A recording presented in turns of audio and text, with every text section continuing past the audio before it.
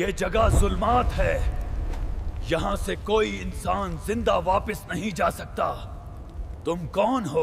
میں ذوالقرنین ہوں، اللہ کا ایک بندہ جس نے مشرق و مغرب فتح کیے۔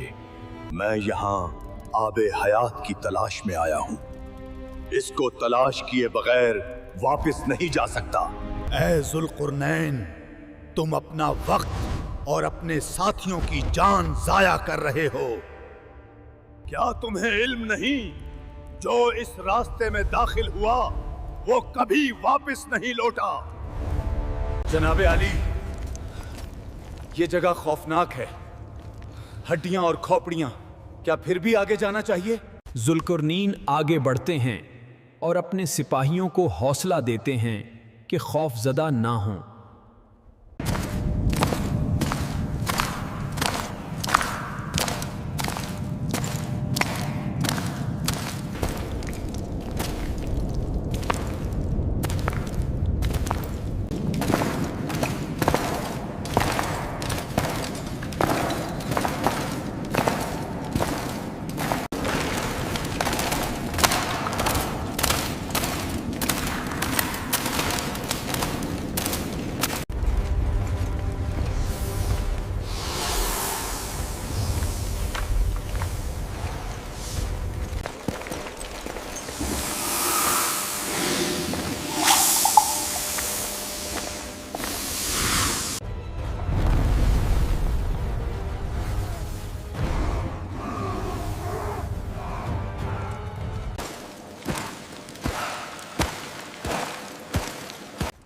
بادشاہ اور اس کے سپاہی آب حیات کی تلاش میں آگے بڑھتے رہے۔ آب حیات کی تلاش کا واقعہ تاریخی کتب میں کچھ یوں ملتا ہے۔ ذوالقرنین کے قریبی دوستوں میں ایک فرشتہ بھی تھا جس کا نام رقائیل تھا۔ وہ کبھی کبھی ذوالقرنین کے پاس آتا، ان سے بات کرتا اور دونوں ایک دوسرے سے باہمی راز اور حکمت کی باتیں کرتے رہتے۔ ایک روز دونوں بیٹھے گفتگو کر رہے تھے کہ ذوالقرنین نے پوچھا، رقائیل، اہل آسمان کی عبادت کیسی ہوتی ہے؟ رقائیل نے جواب دیا، اے ذوالقرنین، آسمانوں میں فرشتے ہر لمحہ اپنے رب کی عبادت میں مصروف رہتے ہیں۔ جو فرشتہ قیام میں ہے وہ ہمیشہ قیام میں رہتا ہے، بیٹھتا نہیں۔ جو رکوع میں ہے وہ رکوع ہی میں رہتا ہے، سجدے میں نہیں جاتا۔ اور جو سجدے میں ہے وہ سجدے سے سر نہیں اٹھاتا۔ ہر ایک اپنی مقررہ حالت میں ہمیشہ اللہ کی عبادت کرتا رہتا ہے۔ یہ سن کر ذوالقرنین کی آنکھوں میں آنسو آ گئے۔ وہ بولے، اے رقائیل، کاش میں بھی اتنا طویل عرصہ زندہ رہ پاؤں کہ اپنے پروردگار کی عبادت اس حد تک کر سکوں جو اس کا حق ہے۔ رقائیل نے کہا، اے ذوالقرنین، زمین میں خدا کا ایک چشمہ ہے جسے آب حیات کہا جاتا ہے۔ جو اس کا پانی پی لے اسے موت نہیں آتی، وہ قیامت تک زندہ رہتا ہے۔ ذوالقرنین نے پوچھا، وہ چشمہ کہاں ہے؟ رقائیل نے جواب دیا، میں اس کی جگہ نہیں جانتا، مگر آسمانوں میں یہ بات سنی ہے کہ خدا نے زمین میں ایک انتہائی گہری اور بھیانک تاریکی پیدا کی ہے جسے نہ کبھی کسی انسان نے پار کیا اور نہ کسی جن نے۔ آب حیات اسی ظلمت میں ہے۔ یہ کہہ کر رقائیل واپس آسمانوں کی طرف چلا گیا۔ ذوالقرنین اس مبہم اطلاع پر غمگین ہوئے کہ نہ چشمے کی صحیح جگہ معلوم ہوئی اور نہ ظلمت کی پوری حقیقت۔ چنانچہ انہوں نے اپنے ملک کے علماء اور فقہا کو طلب کیا اور پوچھا کہ آیا کسی آسمانی کتاب میں آب حیات کا ذکر ملتا ہے۔ ایک عالم نے کہا، اے بادشاہ، میں نے آدم علیہ السلام کی کتاب میں پڑھا تھا کہ درختوں اور چشموں کے ناموں میں ایک ایسا چشمہ بھی لکھا ہے جس کا پانی پینے والا مرنے سے محفوظ رہتا ہے جب تک کہ خود خدا سے موت نہ مانگے۔ لیکن وہ چشمہ مشرق کی سمت واقع ایک عظیم تاریکی میں ہے۔ یہ سن کر ذوالقرنین نے لشکر، ساز و سامان اور تجربہ کار لوگوں کی ایک بڑی جماعت تیار کی اور آب حیات کی تلاش میں سفر پر نکل کھڑے ہوئے۔ وہ دریاؤں کو پار کرتے، شہروں سے گزرتے اور پہاڑوں کو عبور کرتے ہوئے بالآخر اس خوفناک تاریکی ظلمت کے مقام تک پہنچ گئے جہاں انسان کا قدم شاید پہلی بار پڑنے والا تھا۔ ذوالقرنین بادشاہ نے ظلمت میں داخل ہونے سے پہلے اپنے لشکر کو 3 حصوں میں تقسیم کر دیا تھا۔ سب سے آگے 2000 سپاہیوں پر مشتمل لشکر تھا جس کی قیادت حضرت خضر علیہ السلام کر رہے تھے۔ انہیں حکم دیا گیا کہ وہ سب سے پہلے ظلمت میں داخل ہوں اور راستہ دکھاتے ہوئے آگے بڑھیں۔ ان کے پیچھے 4000 سپاہیوں پر مشتمل دوسرا لشکر تھا جس کی سربراہی خود ذوالقرنین کر رہے تھے۔ تیسرے لشکر کو اس مقام پر 12 سال تک انتظار کرنے کا حکم دیا گیا۔ اگر اس مدت کے دوران پہلے 2 لشکروں کی کوئی خبر نہ ملتی تو انہیں سمجھ لینا تھا کہ وہاں سے کوئی زندہ واپس نہیں آیا، پھر وہ اپنے علاقے کو لوٹ جائیں۔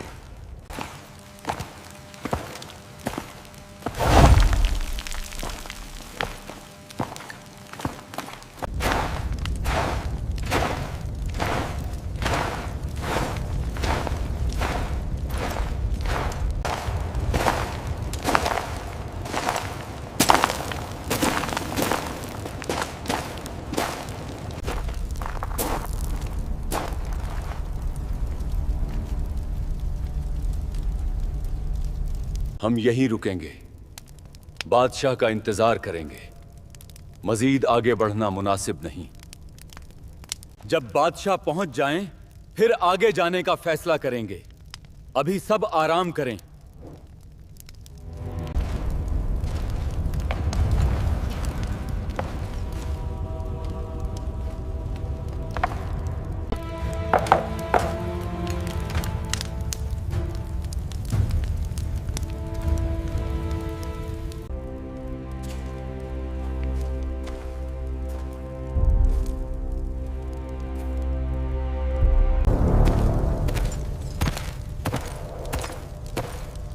اے میرے سپاہیوں، اب آپ سب یہیں رکیں گے۔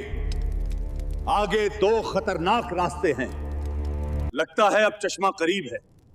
ایک راستے سے جناب خیزر، دوسرے راستے سے میں خود تلاش کروں گا۔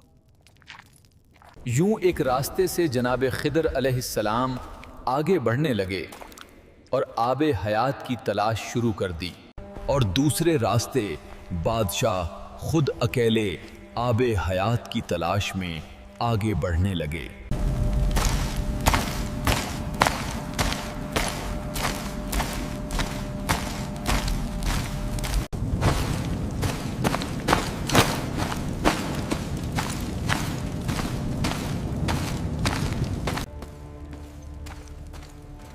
راستہ اب پہلے سے بھی زیادہ تنگ اور خوفناک ہو چکا تھا، مگر حضرت ذوالقرنین آگے بڑھتے رہے۔ تمام خطرات کے باوجود ان کے قدم نہ رکے۔ جناب خضر علیہ السلام بھی ہر قدم پر آزمائش کے باوجود سکون اور یقین سے آگے بڑھتے گئے۔ وہ اس خطرناک راستے کو پار کرتے گئے گویا اللہ کی حفاظت ان کے گرد سایہ کیے ہوئے ہو۔ بالآخر ان کے سامنے ایک نورانی چشمہ ظاہر ہوا۔ یوں انہوں نے اس نورانی چشمے سے پانی بھی پیا اور اس کے پاکیزہ پانی سے غسل بھی کیا۔ کہا جاتا ہے کہ اس آب حیات کی برکت سے جناب خیزر علیہ السلام آج بھی زندہ ہیں۔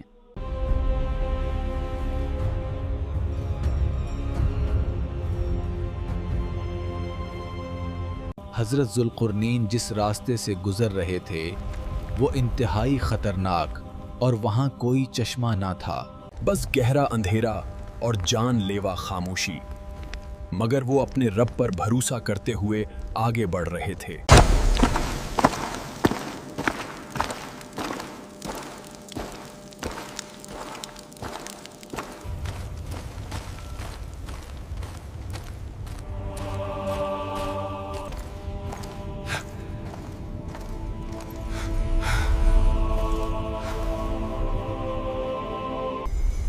تم کون ہو؟ ایک وسیع دنیا جسے چھوڑ کر یہاں تک پہنچ گئے۔ میں ذوالقرنین ہوں، لیکن آپ کون ہیں اور یہاں کیا کر رہے ہیں؟ میں وہ فرشتہ ہوں جو قیامت کے دن سور پھونکوں گا، اسی قیامت کے انتظار میں ہوں۔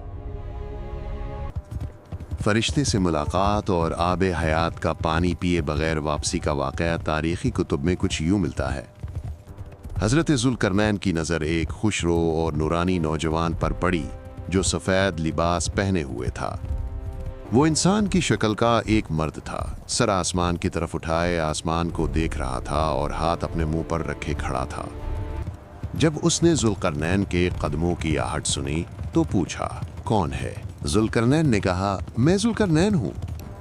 उसने कहा, ए जुल्करनैन, क्या वो कुशादा दुनिया जिसे छोड़कर तुम यहाँ आए, क्या वो तुम्हारे लिए काफी ना थी कि तुम उस मकाम तक पहुंच गए? जुल्करनैन ने पूछा, तुमने अपना हाथ मुंह पर क्यों रखा हुआ है? उसने जवाब दिया, ए जुल्करनैन, मैं ही सूअर फूंकने वाला हूं और कयामत करीब है। मैं खुदा के हुक्म का इंतजार कर रहा हूं कि जब हुक्म मिलेगा तो मैं सूर फूंक दूंगा। फिर उसने अपना हाथ बढ़ाया और पत्थर जैसी कोई चीज जुल्करनैन की तरफ फेंकी और कहा, ए जुल्करनैन, उसे ले लो। जब उसको भूख लगेगी तो तुम्हें भी भूख लगेगी और जब ये सैर होगा तो तुम भी सैर हो जाओगे। अब वापस चले जाओ। जुल्करनैन ने वो पत्थर उठा लिया और अपने साथियों के पास वापस आए। जो कुछ मुशाहिदा किया था वो बयान किया और पत्थर भी दिखाया। फिर कहा, उसके वजन के बारे में मुझे बताओ। तराजू लाया गया। एक पल्ले में उस पत्थर को रखा गया और दूसरे पल्ले में वैसा ही एक आम पत्थर। तराजू उठाया गया तो वो पत्थर फिर भी वजनी निकला। दूसरा पत्थर बढ़ाया गया मगर वो एक ही पत्थर बराबर ना हुआ। यहां तक कि 1000 पत्थर एक पल्ले में रखे गए मगर दूसरे पल्ले में रखा वो एक ही पत्थर फिर भी ज्यादा वजनी रहा। लोगों ने कहा, ए बादशाह, इस पत्थर का मामला हमारी समझ से बाहर है। हजरत खिज़र अलैहिस्सलाम ने कहा, ए बादशाह, आप इन लोगों से इस चीज का इल्म पूछ रहे हैं जिसका इल्म उनके पास नहीं है। इस पत्थर की हकीकत में जानता हूं। जुल्करनैन ने कहा, तू मुझे इसकी हकीकत बताओ। खिज़र ने तराजू उठाया। जुल्करनैन वाला पत्थर एक पल्ले में रखा और दूसरे पल्ले में वैसा ही पत्थर रखा। फिर उस पत्थर पर एक मुट्ठी खाक डाल दी। इस खाक के पड़ते ही दोनों पलड़े बराबर हो गए। ये देखकर सब लोग हैरान रह गए और सजदे में गिर पड़े। लोगों ने अर्ज किया, ये क्या बात हुई? हमने 1000 पत्थर एक पल्ले में रखे मगर ये एक पत्थर फिर भी वजनी रहा और आपने इस पर सिर्फ एक मुट्ठी खाक डाली तो दोनों बराबर हो गए। जुल्करनैन ने कहा, ए खिज़र, इस पत्थर की हकीकत बयान करो। खिज़र ने कहा, ए बादशाह, साहिब सूअर ने यह पत्थर आपके लिए मिसाल के तौर पर दिया है। इसका मतलब यह है कि फर्जंदानी आदम की मिसाल भी इसी पत्थर जैसी है। 1000 नेमतें मिल जाएं, 1000 ख्वाहिशें पूरी हो जाएं, तब भी इंसान की ख्वाहिशें बाकी रहती हैं, वो सैर नहीं होता। जब इस पर मिट्टी डाल दी जाती है यानी कब्र में पहुंच जाता है तब ही उसकी ख्वाहिशें खत्म होती हैं। ए बादशाह, आपकी मिसाल भी ऐसी ही है। अल्लाह ने जो बादशाही आपको अता की वो जाहिर है मगर आप राजी न हुए और उस मकाम तक आ गए जहां इंसानों और जिन्नात में से कोई नहीं पहुंचा। इंसान की हालत यही है, सैर नहीं होता जब तक उस पर खाक न डाल दी जाए। ये सुनकर जुल्करनैन बहुत रोए और कहा, ए खिज़र, तुमने सच कहा, ये मिसाल मेरे ही लिए थी। जब मैं इस सफर से वापस जाऊंगा तो फिर किसी शहर की तरफ कस्त न करूंगा।